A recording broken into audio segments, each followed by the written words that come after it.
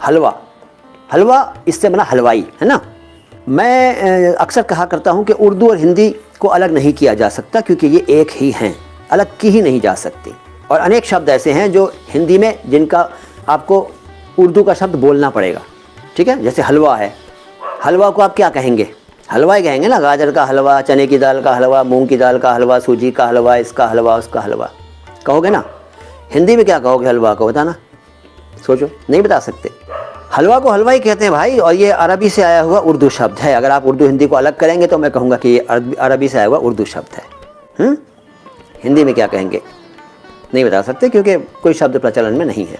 हलवा शब्द जो है उसका मतलब है एक ऐसी मीठी डिश जिसमें दूध, शक्कर या चीनी, शुगर और मेवे वगैरह डालकर जिसे बनाया गया हो, और कोई सॉफ्ट मतलब नरम और मीठी डिश जो होती है उसको आप हलवा कह सकते हैं, ठीक है। स्वीट मीट कहते हैं अंग्रेज़ी में इसको।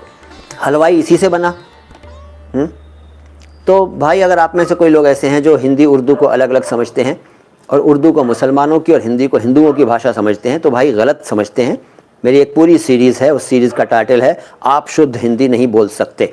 कुछ लोग बुरा मान जाते हैं इस टाइटल से, बुरा मानने की कोई बात नहीं है। मैं भी नहीं बोल सकता, ना मैं शुद्ध उर्दू बोल सकता हूँ, ना मैं शुद्ध इंग्लिश बोल सकता हूँ, ना शुद्ध हिंदी बोल सकता हूँ। आप भी नहीं बोल सकते, दूसरी भाषाओं के शब्द लेने पड़ेंगे।